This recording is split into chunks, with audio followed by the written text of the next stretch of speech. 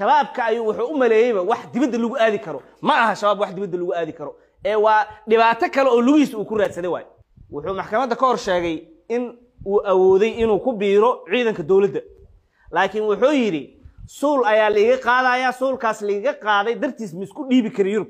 laakiin waa been ciidan badan oo Yurub jooga waa jiraan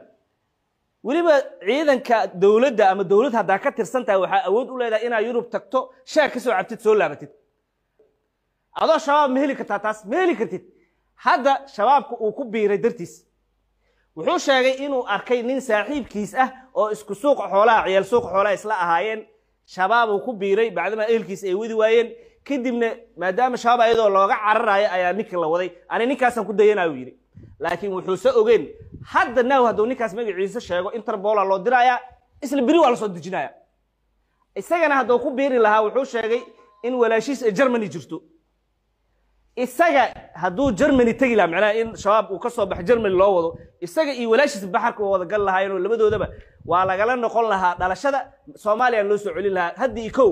walaashiisna baxarkaas galin lahaa isagana baxarkaas isgaliy oo lugiiso shabaab ku doontay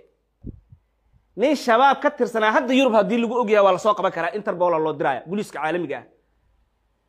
Yurub ma qaabilayso nin mar argixis soo maray horta laakiin